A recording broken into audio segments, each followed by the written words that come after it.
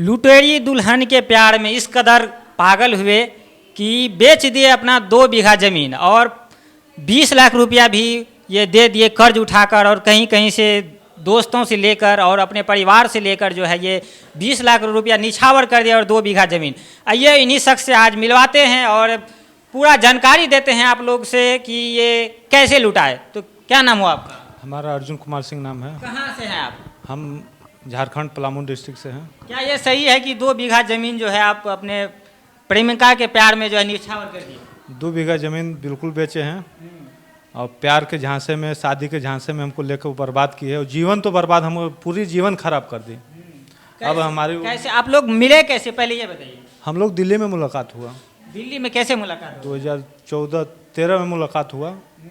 साल भर तो हमारे पीछा करती रही, हम नहीं आए, लेकिन ना मर्द बोलने पर 2-4 बार बोल दी तो मर्द को बोलेगा तो भाई मतलब कोई फंसाने के लिए वो आप नहीं रिस्पॉन्स देते थे, ना मर्द बोली आपको? हाँ, हमको उकसाई तो फिर भी हम आ गए, झांसे में आ गए। तो फिर झांसे में उस टाइम उसका पति जिंदा था। 2017 में उसका पति डेथ किया दिसंबर में। तो हम उसको शुरू से सहयोग करते, रोने गाने लगती थी, खाने का नहीं है, पति उसको मारता था, पीटता था, दारू पीता था, फिर भी हम उसको हेल्प करते गए हमेशा। पति मरने के बाद भी उसका भाई के, बैजनाथ सिंह, उसका जीजा के, मिलन को भी ये बात हम बोल के उसको भेजो कि औरत गलत है। जब ये अपना पति को ना होकर हमारे पास आ सकती है तो कहीं जा सकती है, इसको भेजिएगा नहीं, इसको 5-6 रुपये महीना हम घर पे भी भेज सकते हैं, इसको घर रखिएगा, राजपूत का इज्जत है, बचा के रखिएगा। फिर उन लोग नहीं माना। उसको काम होने के बाद 15 दिन पर घर पर नहीं रही, दोबारा दिल्ली आ गई। दिल्ली ट्रेन में उसका नीरज यादव से मुलाकात होता है, उससे बातचीत होता है। 2017 में उसे संबंध 18 में मनता है। वो रिकॉर्डिंग हमारे पास खुद कबूली है। उसके बाद वो नीरज के साथ हम देखते हैं, हम उसको ड्रामा ठाड़ा करते हैं, मारपीट हमारे साथ होता है। 2019 में केस करती है साकेत कोर्ट में, ओखला थाना से केस हुआ। उसके बाद हम जेल भी गए हैं, हम वहाँ जो भी है मैनेज करके छूटे भी हैं। उसके बाद वहाँ से हम कोरोना काल में अपना घर चले गए। घर जाने के बाद वो हमारे से पैसा हमेशा मंगाती रही, झूठ बोल के अब उसके साथ नहीं रहेंगे, जो कहोगे आप मानेगा। फिर भी हम उसको माफ़ किए और हम पैसा हमेशा भेजते गए गांव से भी। फिर हम गांव से गए, उसका घर खाली, हम अपना रूम खाली किए, सारा सर सामान उसी को दे दिए। उसके बाद भी हम घर आए, गाँव से पैसा देते गए। तो 2024 में एक बैग को हमको बुलाई, उस टाइम वोट था मोदी जी वाला। उस टाइम हम गए, होटल में रुकी, पैसा कैश उस टाइम ही ली, 2 लाख के आसपास उस टाइम भी कैश ली। प्रहलादपुर होटल में रुकी है। उसके बाद हम आए, फिर 1 महीना नहीं मानी, एकदम रोने गाने लगी, मर जाएंगे, जान दे देंगे, ये कर देंगे, फलना ढेकना। हम डर से फिर हम गए, जुलाई में गए, 29 जून के वहाँ पहुँचे। फिर 2 दिन बदरपुर होटल में रुकी। तीसरा दिन हम कहीं क्वार्टर लेकर रहे दूसरे जगह। फिर हम वहाँ रहे 6 महीना, फरवरी तक रहे। कई एक बार घर आए गए, सब भाड़ा, किराया, राशन, पता सब टोटल हम ओढ़े। 6 महीना उस पर पूरा खर्च चलाएं। उसके बाद हम देखे कि नहीं, ये नहीं मानेगी। नीरज से बात हमेशा संपर्क में, हम इग्नोर करते, समझाएं उसको, प्यार से समझाएं, चलो समझ जाए, सियान बाल बच्चा है, ये है वो है, बहुत समझाए। वो सब बच्ची भी जानती है, वो सब बच्ची भी समझती है कि नहीं अंकल सही बोल रहा है। फिर भी ये नहीं मानी। बार बार उसका नंबर देखते गए, हम देखते गए। जब बच्ची के शादी उदी हो गया, फिर 2000 उसी के लेकर दशहरा में उसको बुलाया नीरज यादव का, 2 दिन घर में रखा। फिर हमको इग्नोर किया। फिर जहर बुला के उसी दशहरा में 11 नवंबर के हमको जहर दी थी। फिर हम जहर दी। आपके पास सारा धन समाप्त हो गया तो लुटेरी महिला जो है आपको जहर दी। बाल बच्चा के सामने जहर का रिपोर्ट है, एम्स के कागज है। एम्स का कागज है, हाँ। देख सकते हैं ये एम्स का कागज है। जब इनका सारा धन समाप्त हो गया तो वो महिला इसे जहर दे दी। उसके बाद क्या हुआ? उसके बाद हम वहाँ से जहर दी, घर से भागे। फिर पीछे से पकड़ लिया। उसके घर में टिंकू वर्मा रहता था, नीरज के चमचा।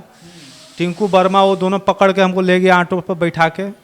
वहाँ भी डरवाया, धमकाया कि देखो कुछ करेगा यहाँ तो तुम्हें छोड़ेंगे नहीं, और कानून कुछ नहीं करेगा। तोरा पर बलात्कार के केस ऐसे भी पहले लगाए हैं और फिर लगा देंगे। लड़की के छेड़छाड़ कर रहा था, हम लोग अति नहीं किए हैं।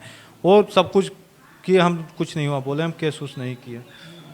वो थाना का नंबर भी है जिस प्रभारी के पास केस था।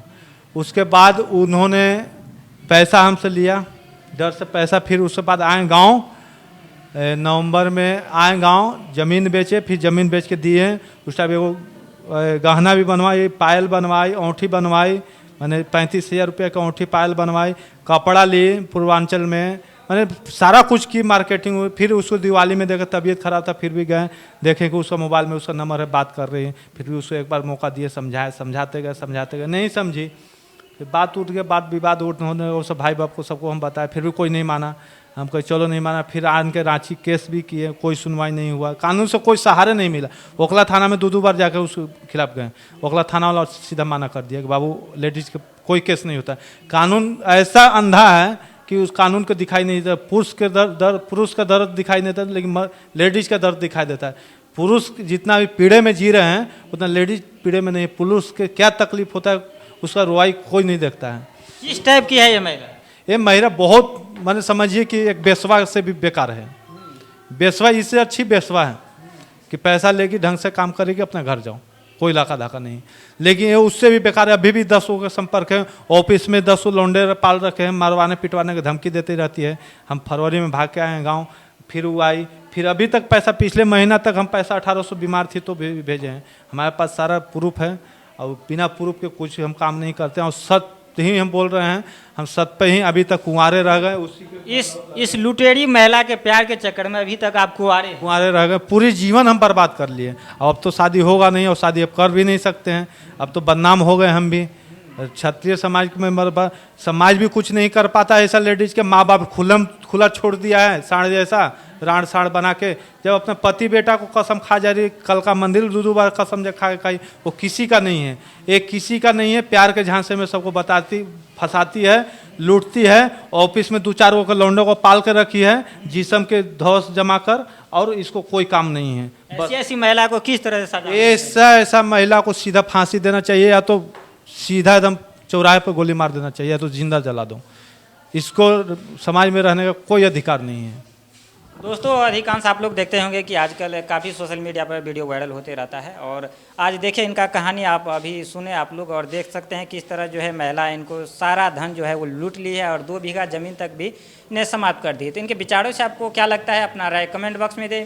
मिलते हैं किसी नेक्स्ट वीडियो में, तब तक के लिए जय हिंद, जय भारत।